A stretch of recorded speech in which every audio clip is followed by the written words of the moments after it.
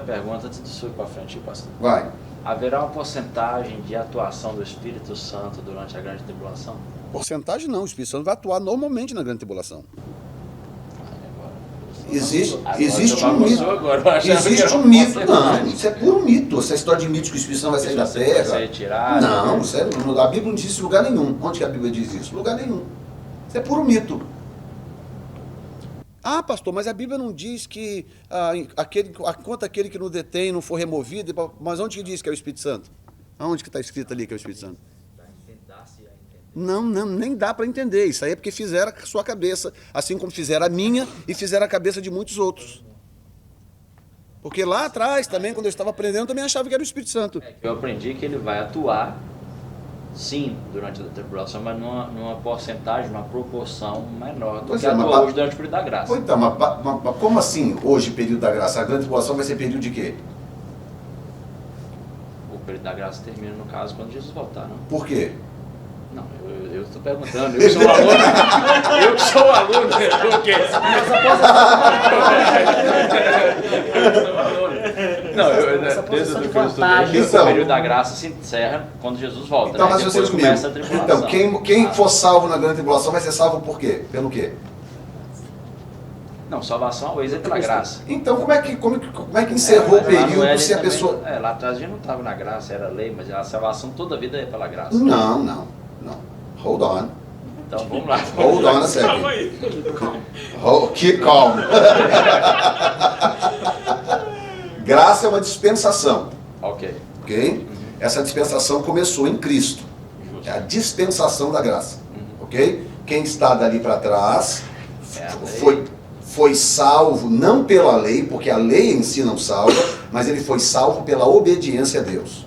Todos que estão dali para trás foram salvos pela obediência, dentro da dispensação da lei. Por quê? Pelo esforço em obedecer a Deus. Ninguém conseguiu cumprir a lei, então ninguém seria salvo pela lei, tá? Mas pela obediência e pelo esforço em servir a Deus e fazer a vontade de Deus, ele foi salvo pela obediência. Ok? Aí começa a dispensação da graça. Ok, Pronto. Jesus Cristo. Em Cristo. Ali é a dispensação da graça. Essa dispensação da graça, ela vai até o início do milênio, que é outra dispensação. Então, a dispensação da graça não encerra no arrebatamento da igreja. Porque se ela encerrar no arrebatamento da igreja, ninguém poderá ser salvo durante a grande tribulação, porque não há salvação senão pela graça. A mesma história da colheita. Mesma colheita faz diferença. Exatamente.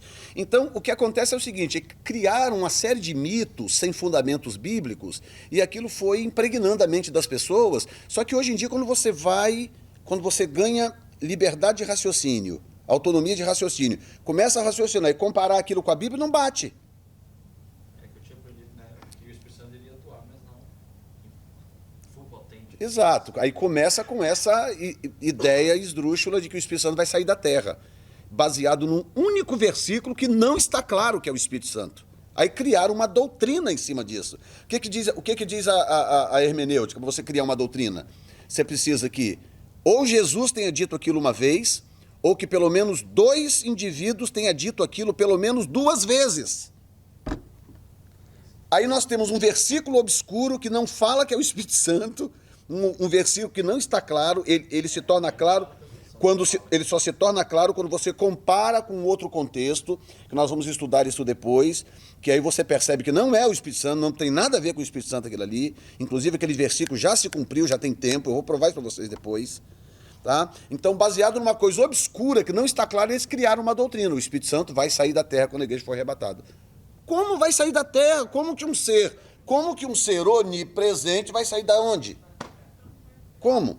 Não, no caso, na minha opinião, não seria sair, né? Seria atuação, mas já que ele vai atuar 100%, tá bom demais.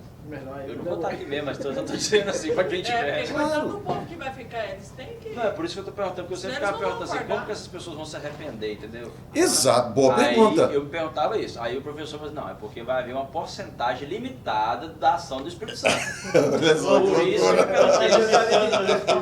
eu ainda pensei... Vamos derramar um pouquinho. Não. Olha que loucura. Mas eu Tá ainda, você regulando a viu? porção Olha o do jeito que eu Espírito formatei a pergunta. O Espírito Santo vai atuar em certa porcentagem? Foi assim que eu- Mas eu entendi a sua pergunta desde o começo, mas o método... Por exemplo, como é que Jesus usava para ensinar? A pessoa chegava para Jesus e falava assim, de onde que vem a sua autoridade? Jesus podia responder na tampa. Ele falou, não, eu te respondo. Primeiro me diga, o batismo de João era de Deus ou dos homens? Ou seja, essa técnica de perguntar de volta é a técnica mais eficiente que existe para se ensinar alguma coisa para o outro. Por quê? Porque você provoca o raciocínio crítico do outro. Então, se você me faz uma pergunta, eu te dou uma resposta na tampa e sigo viagem, a chance que você vai esquecer isso depois é muito grande. Agora, quando eu te devolvo uma pergunta, eu devolvo outra, até chegar na resposta, significa que você aprendeu. Que é a maiêutica socrática, exatamente. É uma das características da maiêutica socrática. Depois você pesquisa isso aí, maiêutica socrática, que não é só isso, a maiêutica socrática é uma coisa bem ampla, mas dentro da maiêutica socrática está essa característica de ensinar perguntando.